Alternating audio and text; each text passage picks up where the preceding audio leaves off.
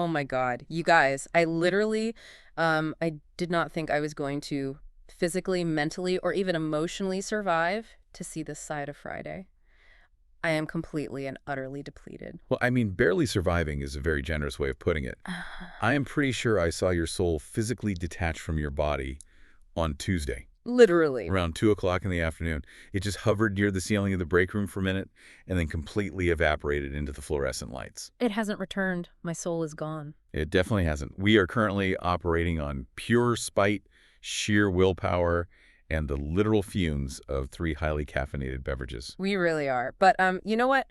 Welcome back, babes. We hope you have had an absolutely amazing day, because ours have been a colossal, unmitigated mess. A total mess. But the universe is merciful because it is finally Friday. And babes, you all know exactly what that means. It is officially time to spiral, queens and kings. Time to spiral, yes. Because let me tell you, the wine is officially on deck. I am unscrewing the cap and pouring the Moscato right this very second. Pour a heavy glass, please. Oh, it is a heavy pour today. And honestly, if you hear any random background noises today, like some disgruntled meowing or a tiny bell jingling, it is because our super producer extraordinaire, Allison, is back in the studio with us. And yes, she brought the tiny tyrant. She brought Peppercorn the cat, and I need everyone to know that I am emotionally obsessed with this animal.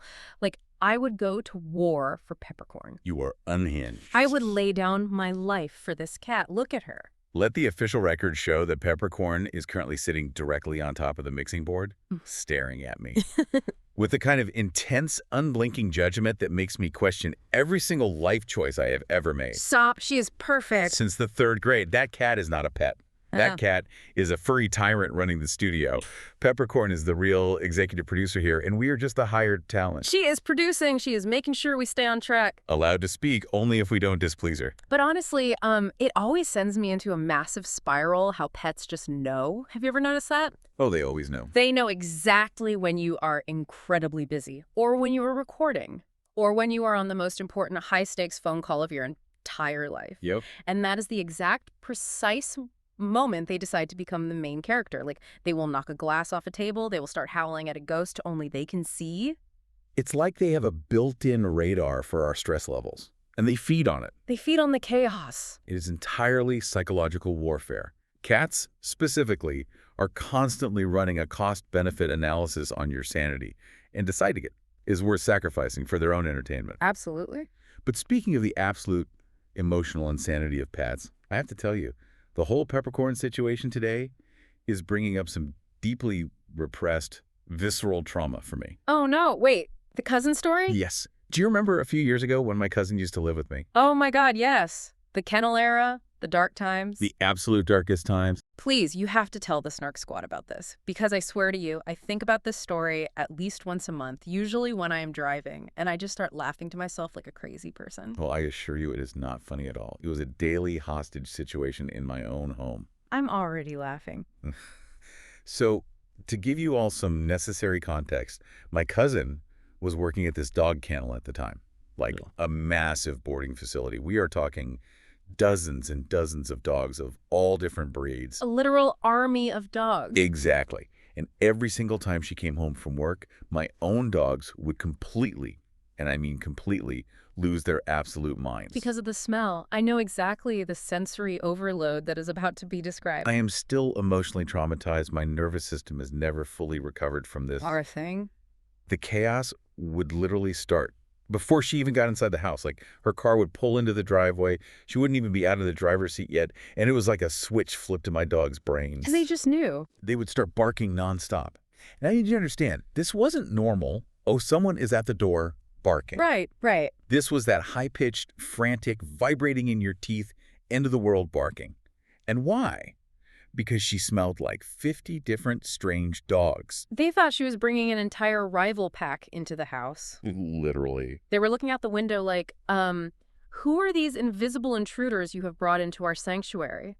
We smell a German Shepherd. We smell 3 poodles. We smell a stray beagle. Explain yourself. Exactly. They acted like she had smuggled a pack of feral wolves into our living room. She would finally get the front door open, and she would almost get tackled to the ground by these overexcited, completely manic, confused dogs. Oh my God. And the sheer volume was deafening. You couldn't form a cognitive thought. Just noise, constant noise. You couldn't even speak to ask her how her day was. It was just this impenetrable wall of frantic animal energy, combined with the overwhelming distinct scent of wet fur, drool, and kennel anxiety radiating off her scrubs. Ugh, the kennel smell. It just lingers in the fabric. It does. I would be sitting there trying to watch a quiet documentary or something, and suddenly my living room is the Thunderdome. It is just so funny to me because it is a perfect example of how dogs will absolutely expose your deepest secrets. Oh, 100%. Like, you think you are coming home quietly, minding your own business, but your dog is like a forensic investigator. Yeah. They're like, no, I smell the golden retriever you stopped to pet outside the coffee shop at 8:30 in the morning. Who is she? Tell me who she is. Do you love her more than me? They recognize smells instantly and they demand answers. Good wild animal behavior. It's so messy. Dogs are the ultimate messy roommates who have absolutely no concept of boundaries.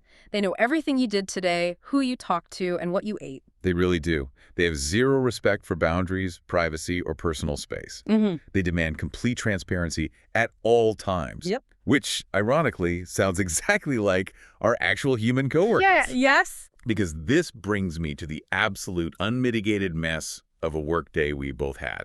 I mean, we really need to debrief right now because the dental practice drama today was completely off the charts. Off the charts. Snark Squad, let us fill you in on our misery. Because as you know, we both work at different dental practices in our daily lives. The sociological dynamics I witnessed today were just staggering. Let me tell you, if you think reality television is dramatic, if you think the Real Housewives know how to hold a grudge, you need to spend exactly 1 week in a dental office break room. It is a snake pit.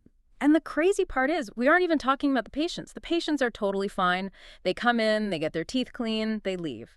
It is the coworker gossip. Always the coworkers. The internal politics that is literally destroying my central nervous system. And the problem is, I am way too emotionally invested in my office friendships. You really are. You get too close. I do. Like, these people are my family. We spend 40 hours a week together. But also, I kind of want to scream at them on an hourly basis. See, I approach it completely differently. I secretly live for the workplace drama. You do. You sit there like a supervillain. I do. I don't get emotionally involved. I just sit back with my patient charts, sip my coffee, and analyze the power dynamics. It is like a real-time sociological experiment in a confined space. Just taking mental notes on everyone's downfall. Exactly. Just today, we had a full-blown DEFCON 1 crisis over the office group chat. Oh my God, the group chat chaos. It is the most toxic environment on Earth. It really is. Because tone does not translate over text. Someone will use a thumbs up emoji instead of an exclamation point to acknowledge a shift change, and suddenly 2 hygienists aren't speaking to each other for a solid week. Because a thumbs up is deemed passive-aggressive. Yes. And the actual in-person passive-aggressive behavior? Don't even get me started on the break room fridge. Oh, the fridge. Someone, and I won't name names, but we all know exactly who it is, brought in the most weird, aggressively smelly lunch leftovers today. Let me guess. Seafood. I am talking actual fish in the office microwave. It should be a federal crime. Heating up fish in an enclosed office microwave is not just a faux pas. It is an act of domestic terrorism. Literally. It is a deliberate, hostile takeover of the communal air quality. It forces everyone else to participate in your lunch choices against their will. It makes everything taste like fish. The air tastes like fish. But honestly, as bad as the olfactory assault was, that is nothing compared to the random, wildly inappropriate workplace oversharing I experienced today. Oh no. Who overshared? I had a coworker just casually drop the most unhinged, deeply personal details about her ongoing divorce litigation while we were standing shoulder to shoulder organizing the sterilization room. Stop it while sterilizing the instruments. Yes. She is handing me sterile pouches and simultaneously telling me about her ex-husband's hidden bank accounts. Oh my God. Like, I didn't ask for this emotional burden. I'm just trying to restock the fluoride varnish. Keep your offshore accounts to yourself, Brenda. Brenda is going through it. But babes, we have to just admit it to you all right now. We absolutely have messy coworkers. We are completely surrounded by drama from 9 to 5. We really are. But honestly, as draining as the workplace drama is, it is nothing, and I mean absolutely nothing compared to the deep, bubbling resentment I am currently harboring in my soul about this upcoming weekend. Oh, the dreaded weekend agenda. Let us unpack this, because the level of dread radiating off you right now is practically radioactive. It is seeping out of my pores. I can feel the anxiety from across the desk. Okay, so first of all, we have to survive this family camping trip from hell that starts tonight. Tragic. Which, you guys know me, you know my vibe. I am not an outdoorsy girl. You are strictly an indoor cat. I am. The very idea of sleeping on the hard ground, surrounded by unpredictable elements and bugs, without access to a proper skincare routine, Or running water. or temperature control, it is emotionally draining. I am already exhausted just thinking about the packing. Like, how do you even pack for nature? You pack bug spray and resentment. Exactly. But then, assuming we actually survive the wilderness, Sunday is dedicated to going to my mom's house. There comes. Specifically, to open her pool for the summer season. And here is where the spiral truly begins. I am spiraling. I am in a full downward spiral right now because it is this ultimate rich parent energy, and it makes me so mad. It really is a flex. Like, pool ownership feels so luxurious in theory, right? You see it on Instagram, people lounging in the sun, and you are like, wow, I want to lounge on a giant inflatable swan with a margarita in my hand. That is the life. But no. No, it is a lie. If your parents have a pool, you do not get to lounge.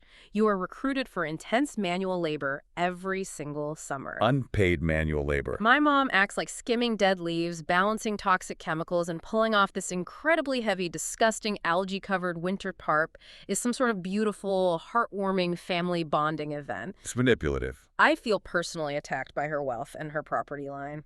It is 100% psychological warfare against renters. Think about the mechanics of it. It is their way of reminding us, their adult children, that they have accrued substantial property and equity while we are still paying rent to a landlord. Wow, that is dark, but you are so right. They lure you in with the vague, distant promise of a refreshing swim later in mid-July. But the entry fee is breaking your actual lumbar spine in late May. It is indentured servitude disguised as family time. Wait. I have to emotionally defend the pool tradition just a little bit. Oh, here we go. Stockholm Syndrome. No, let me try to find the silver lining here. It is a labor of love.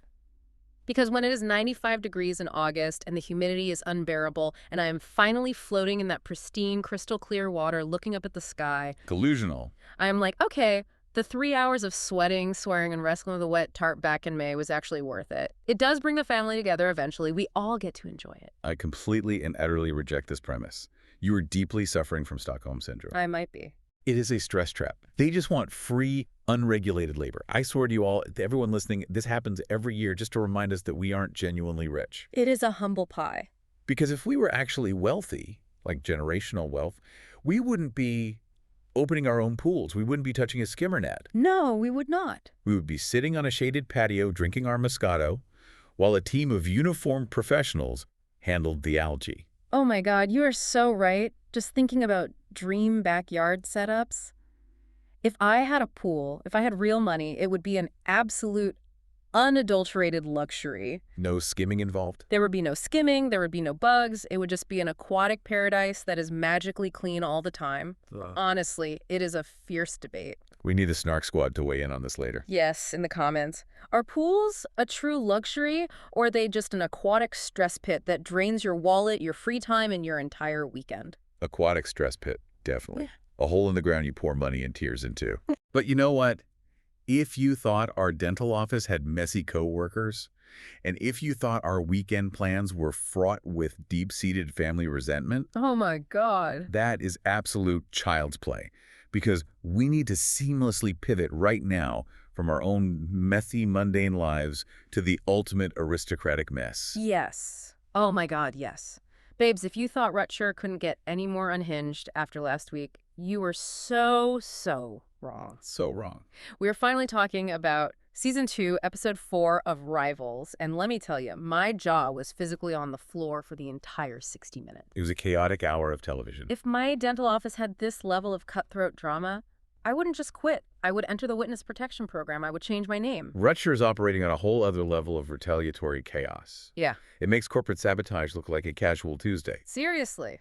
So let's get right into the absolute catastrophic downfall of Rupert Campbell-Black, because the mighty have truly spectacularly fallen in this episode. The fall from grace, it physically hurt me to watch this, and I don't even like the man. He had it coming. Okay, so to set the scene for you all, we pick up with the immediate devastating aftermath of B.D. Johnson leaking those horrific audio and visual tapes to the press. The tapes? And these tapes, they didn't just put a little dent in Rupert's reputation, they completely, thoroughly ruined him. They exposed all of his darkest, most toxic traits to the entire country. Which is saying something, considering how he normally acts in public. Right. We are talking explicit sex tapes, and far worse, we are talking recorded callous apathy toward the AIDS crisis. Which is indefensible. Completely.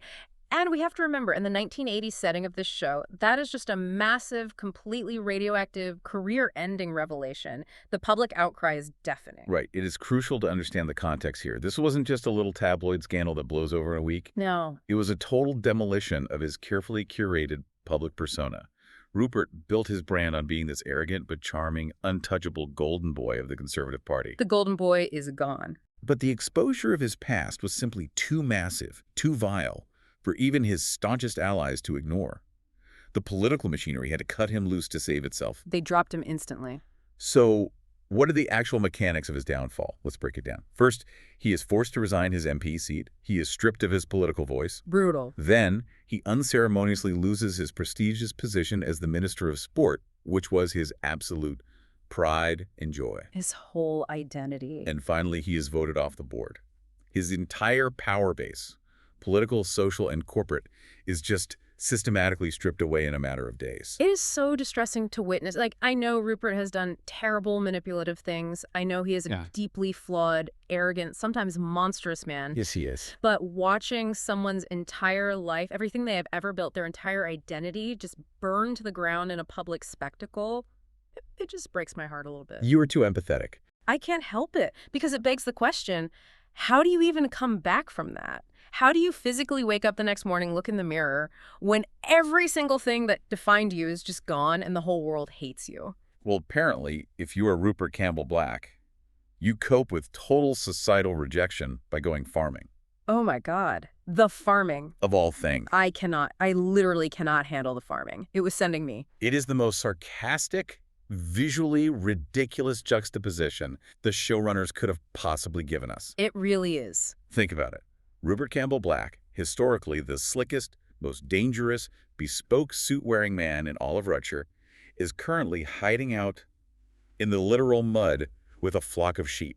With the sheep? He is wearing wellies. He looks miserable. He has dirt on his face. Like, does he even know how to farm? I was reading a thread about this, and a user perfectly encapsulated the audience reaction. They said they absolutely lost it at Rupert out farming, questioning why he would even know how to do that, let alone choose to do it. Exactly. It's utterly absurd. He is a politician, not a shepherd. But analytically speaking, this downfall serves a massive narrative purpose. It completely shifts the entire power dynamic of Rutshire. The king is dead, essentially. He has vacated the throne. And in any highly competitive ecosystem, whether it is 1980s television or a dental practice, nature abhors a vacuum. Someone is going to fill it. There is a massive power vacuum right now, and Tony Baddingham is more than ready to step in and fill it. It's so true. Tony is just waiting in the wings, rubbing his hands together like a cartoon villain. But before we even get to Tony's scheming, we absolutely have to talk about Helen. Yes. Oh my God, Helen. Because Helen delivered one of the most brutal, deeply satisfying, tightly written takedowns I have ever seen on television. The confrontation scene between Alex Hassell and Hayley Atwell, it was incredible. Let us really unpack this, because the acting, the writing, the blocking, everything here was an absolute masterclass in dramatic tension. It really was. You could cut the tension in that scene with a knife. It was suffocating. Rupert is backed into a corner. He is defensive. He is trying to somehow regain control of the narrative with his ex-wife. And he throws this incredibly arrogant line at her, trying to dismiss her judgment. Typical Rupert. He says, I don't have to answer your strict moral code anymore, Helen. And she doesn't even flinch. She doesn't miss a single beat. Ice cold. She looks him dead in the eye and fires back, but I still have to answer to yours. Oof. Chills. Literal physical chills down my spine. And then she hits him with the absolute fatal blow, the line of the season. Which is? Your behavior bleeds over the rest of us. Your life contaminates ours. Wow. Contaminates. That specific word choice, contaminates, is tactical emotional warfare. It really is. It implies disease. It implies a toxic spill that ruins everything it touches. Yeah. The writer of this episode and the director made a very deliberate choice here. It does not hold back. They hold Rupert completely accountable. Often in television, the charismatic bad boy gets a pass or a soft landing. Not here. They do not let him off the hook. Helen's delivery is incredibly harsh. Her posture is rigid, but it is entirely necessary. It forces Rupert, perhaps for the first time in his entirely privileged life, to actually see what his reckless, selfish actions have done to her. And to their kids. And more importantly, what they have done to Tabitha and Marcus, who have to carry his disgraced name into their schools and social circles. I empathize with Helen so deeply in this moment. Can you even imagine the sheer exhaustion she must feel? It must be exhausting. Constantly being contaminated by his scandals, having her social standing threatened every single time he makes a mistake. She has been dragging this massive, humiliating weight around for years because of him. And it isn't her fault. No. And you know, there are all these really dark rumors swirling around the fan spaces right now. So the Reddit theories. Yes. People are speculating, reading between the lines of the dialogue, that Helen might have actually been forced or heavily coerced into some of those past compromising situations that leaked on the tapes. Like the foursomes mentioned in earlier episodes. Exactly. If she was coerced, or even just pressured by his sheer dominance and the power imbalance of their marriage, it makes her anger in the scene so much more justified. It changes the whole context. It makes it heartbreaking. She wasn't a willing participant. She was collateral damage from the very beginning. That theory adds a really dark, disturbing layer to her resentment, and it completely reframes their entire marital history. It really does. But what is truly fascinating here, from a filmmaking perspective, is the directing choice right after she delivers that crushing blow. Oh, when she shuts the door. Yes, Helen shuts the door. Mm-hmm. And the director just holds the camera on Rupert as he stands outside in the quiet. He doesn't immediately storm off. He just stands there looking gutted. You can actually see the physical weight of Helen's words finally crushing him. You watch his posture deflate, his impenetrable ego is finally punctured. I know. It is a crucial, transformative moment for his character arc because it explains everything he does next. Mm-hmm. It explains why he is isolating himself in a muddy sheep pasture. Right. It explains why he is purposefully keeping his distance from Taggy, believing he is too toxic for her. And it explains why he feels this sudden, desperate need to make things right with Declan. Because he feels the guilt. He is finally feeling the agonizing collateral damage of being Rupert Campbell-Black. Exactly. He realizes he is the villain of his own story. But while Rupert is having his dark night of the soul, wrestling with his demons among the livestock, his sworn rival is completely, absolutely thriving in the chaos. Oh, he is having the time of his life. We have to talk about the ultimate betrayal in this episode.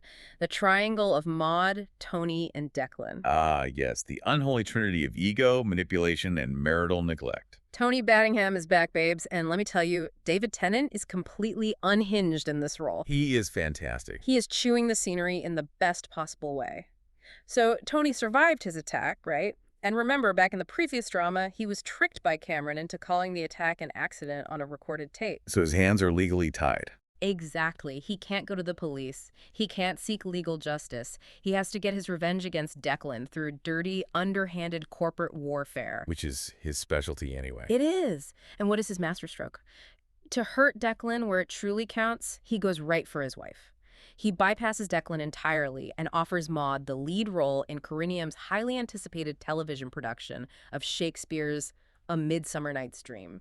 It is a brilliantly insidious trap. It is. It is psychological manipulation at its absolute finest. Tony Knows exactly what he is doing. He is practically glowing with smugness in these scenes. He's just so smug. He even admits to Maud, with this terrifying, charming honesty, that watching Declan squirm in agony over this casting choice is the cherry on top. Which is so brazen. But Tony is a master manipulator. He doesn't just offer her a job to spite her husband. He strokes her ego. He knows exactly what to say to her. He tells her, convincingly, that she is genuinely perfect for the part.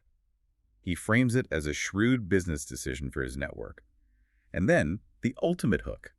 He dangles the carrot, of an audition for the massive lead role in Four Men Went to Mall. Oh my God, the carrot. He weaponizes her ambition, proving to her that he believes in her star talent in a way her own husband never has. It is so manipulative. It is evil genius. And of course, Declan is furious. Obvious. Aidan Turner plays that seething, helpless anger so well. His veins are practically popping out of his forehead.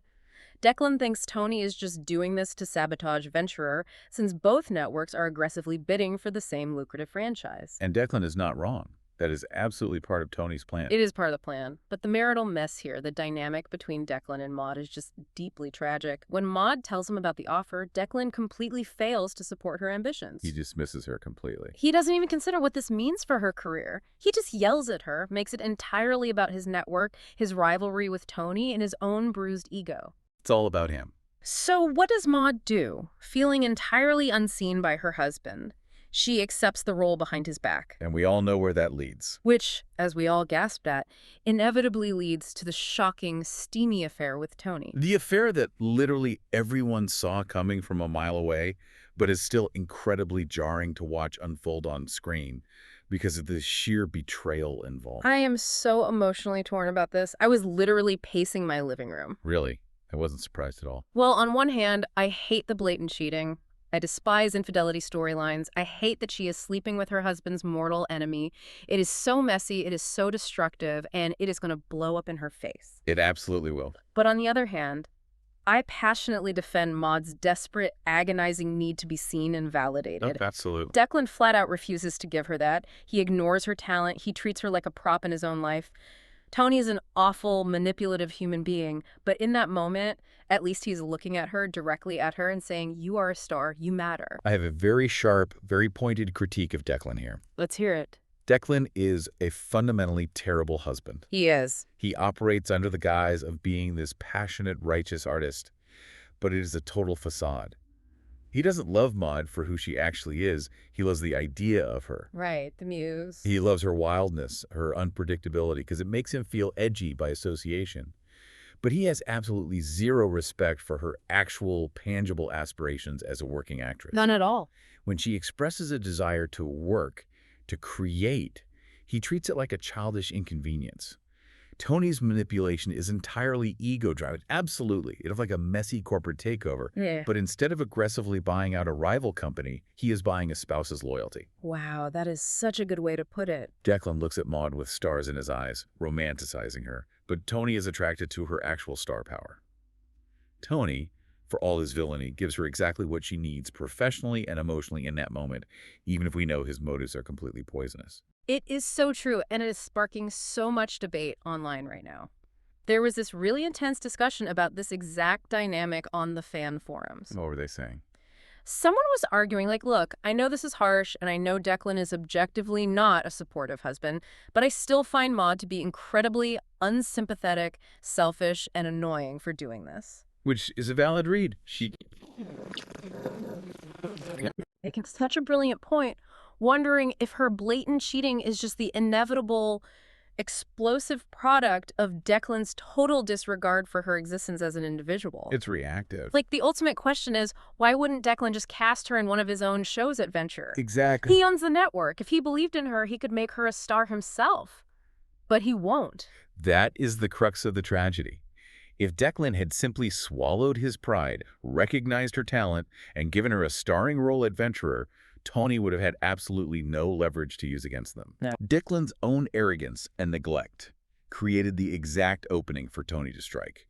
It is a classic case of mutually assured destruction between these two media titans, and Maud is simply the guided missile they are firing at each other's strongholds. It is so toxic. Well, while the adults are busy destroying their marriages and their empires, my absolute favorite girl, Taggy, is finally letting loose. Thank God. Thank God. We desperately need to talk about the club scene, because the Rutag drought we are currently suffering through is parching me. You are parched. I am dying of thirst.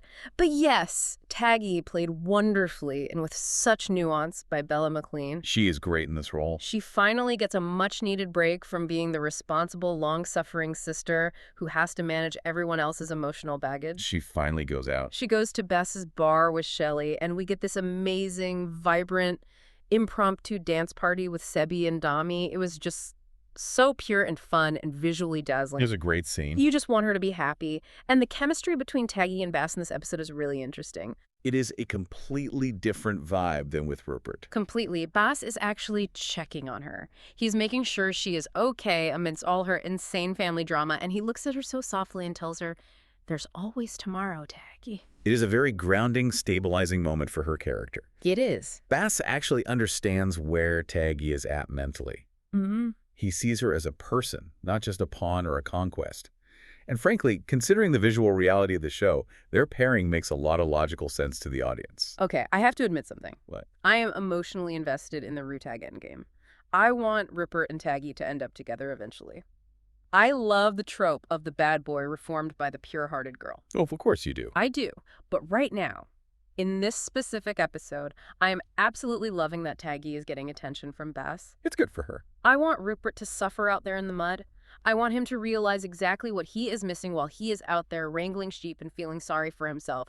He needs to grovel. He needs to beg for her attention. Let us be highly analytical about this romantic pairing for a second, because it is controversial. It is. There is a giant elephant in the room that viewers constantly point out, which is the visual age gap. Right. In the original source material, the books, Rupert is supposed to be in his late 30s. But in the television adaptation, Alex Hassell is in his mid-40s, and he very much looks like a distinguished man in his mid-40s. He does. Meanwhile, Taggy is supposed to be 20 years old, and Bella McLean looks incredibly young and fresh-faced. The visual contrast of them together on screen is jarring for a lot of modern viewers. It is a bit much for some people. It highlights the power imbalance. Bass, on the other hand, is much closer to her age, and right now he represents a safe, uncomplicated, age-appropriate dynamic that she desperately needs amidst the chaos of Rutshire. I see the visual gap, I really do. But the chemistry is undeniable. The yearning stares across crowded rooms. You love the yearning. I do, but, we are in a massive drought right now because Rupert purposely pushed her away to go save Cameron back in episode 1.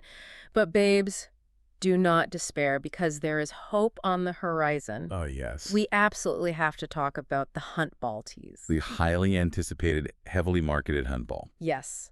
The network's promotional machine has been working overtime, teasing this specific event as the climax of the season. And what are the rumors saying? I was reading all the press, and according to some exclusive interviews, there are major earth-shattering things coming in this episode.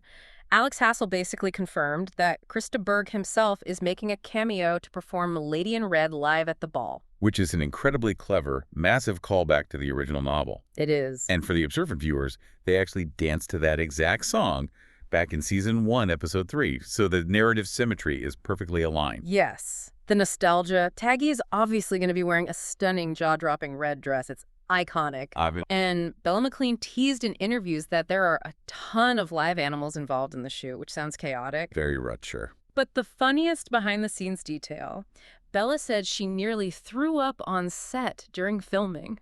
Oh, really? Why? Because there is this intense romantic sequence where she literally has to hold the heavy camera rig herself and spin around in circles in this tight dress to get this dizzying romantic shot.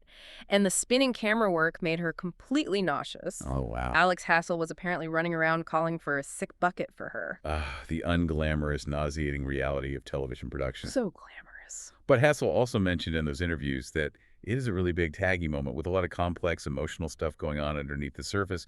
So it sounds like this highly publicized ball might finally be the catalyst that breaks the agonizing tension between them. I cannot wait. My heart is ready. But speaking of breaking the tension, we need to pivot and talk about the pool house bubble completely bursting for Lizzie, Freddie, and James. Seamlessly transitioning from your real-life resentment of your mother's pool to the fictional, highly dramatic pool manifestations of Rutshire.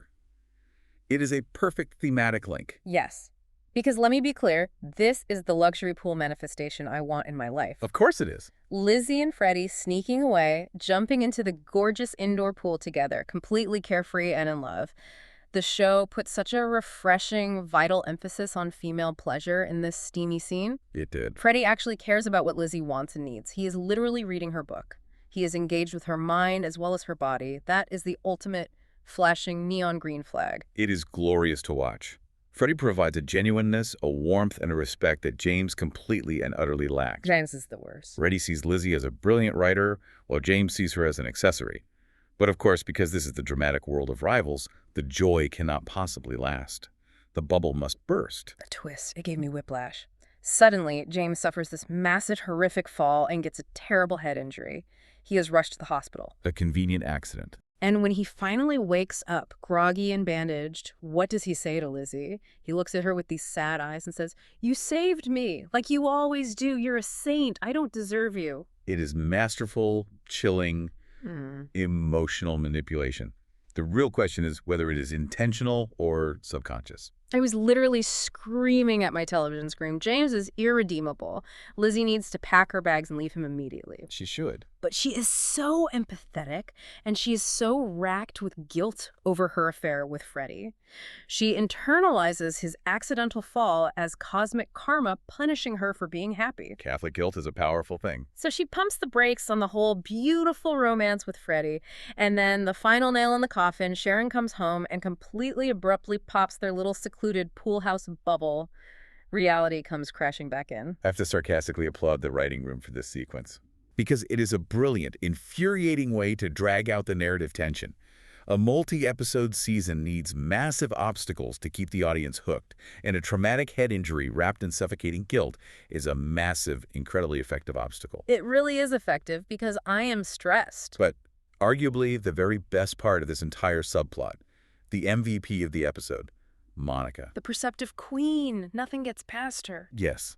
Monica, functioning as the resident detective, putting two and two together instantly just by the faint smell of chlorine lingering on Lizzie's skin. So smart. Is brilliant writing. It shows how observant these characters have to be to survive in this society.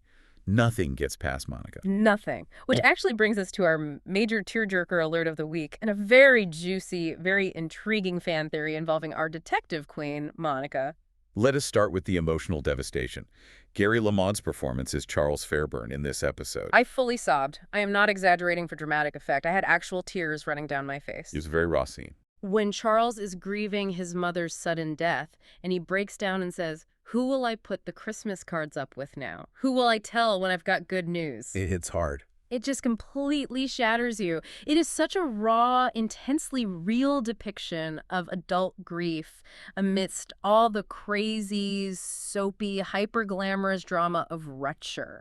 It hits so close to home. It grounds the show beautifully. Amidst the corporate warfare and the infidelity, you have this profound human loss. And the fact that Gerald, of all people, showed up for him at the funeral. That was so sweet. That unexpected support system forming in the most unlikely of places is really touching. It shows that even in this cutthroat world, there is genuine humanity. I just want to wrap Charles in bubble wrap, make him a cup of tea, and protect him from the cruel world. Well, while you were doing that, let us pivot to the gossip.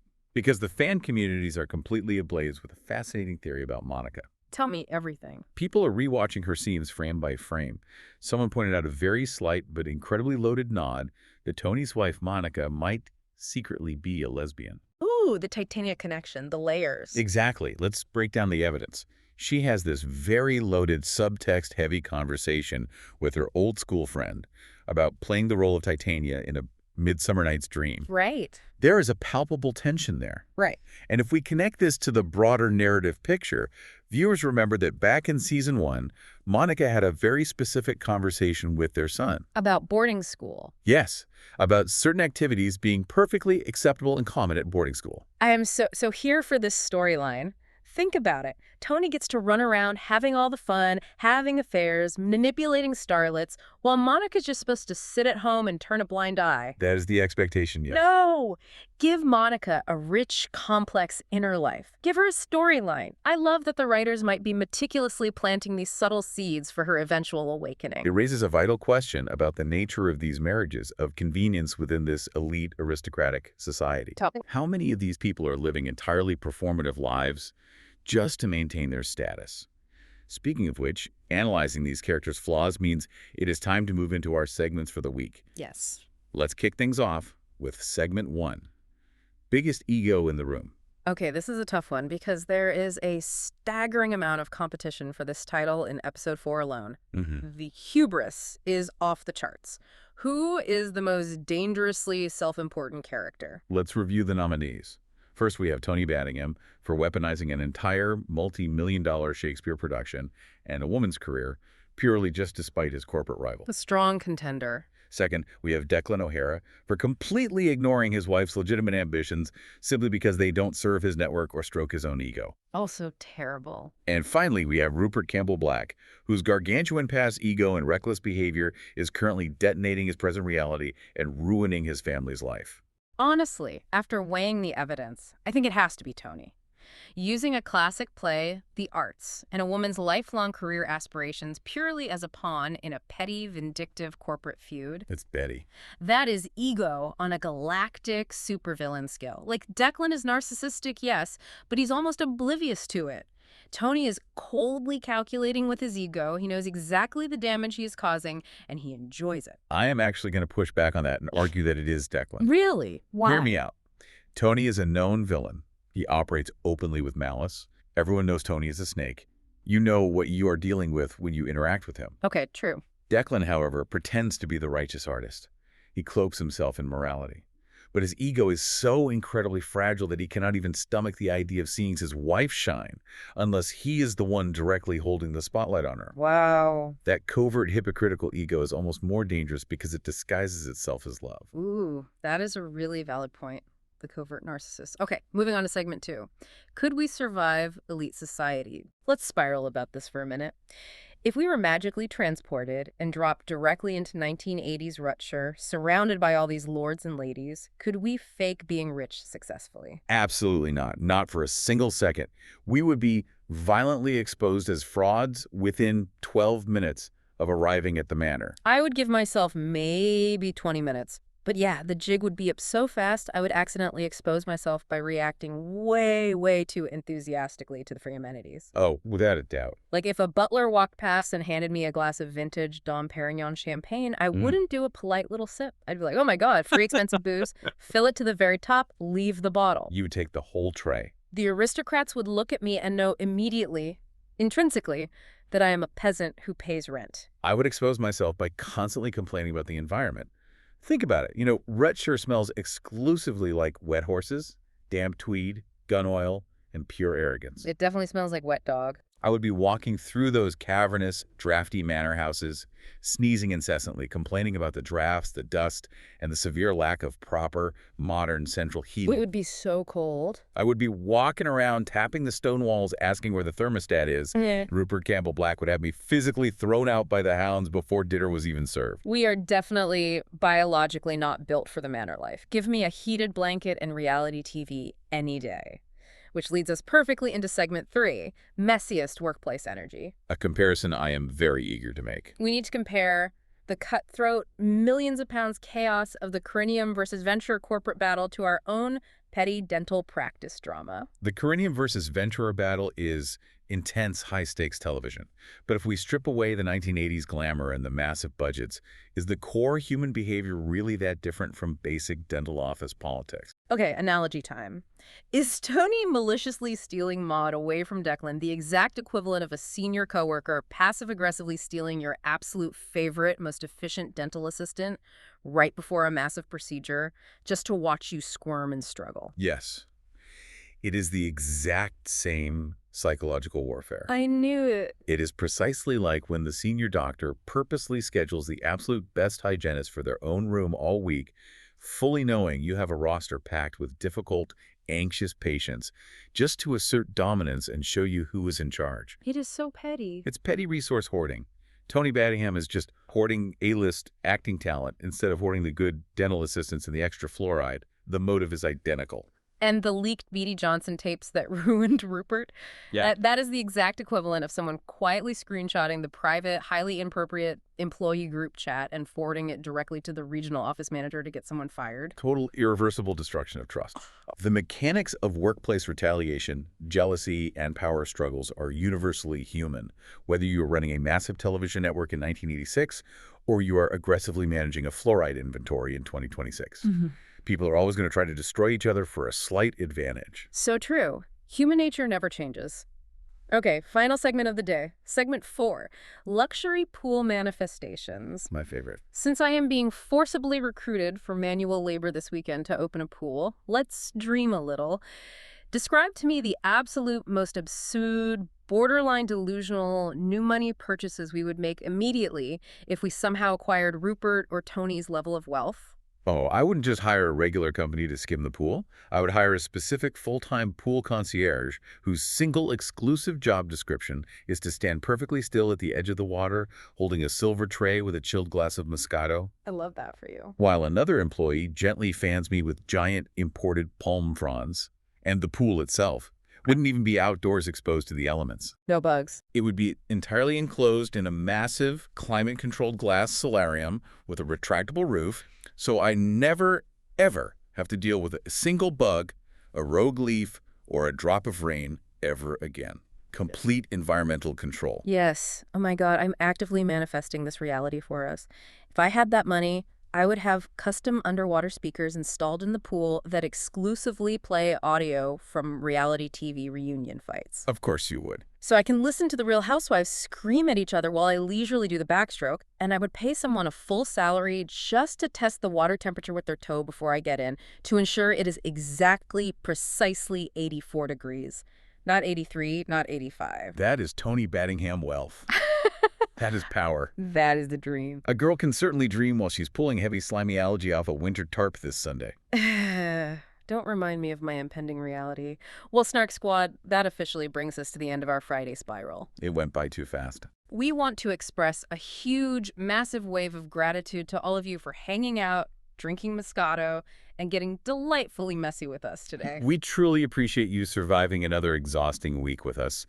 But before you go log off for the weekend, we have some important calls to action and some vital questions we need the squad to answer in the comments. Yes. Hit the comments right now and let us know, are you fundamentally a cat person or a dog person? And do your pets constantly expose your secrets and judge your life choices like ours do?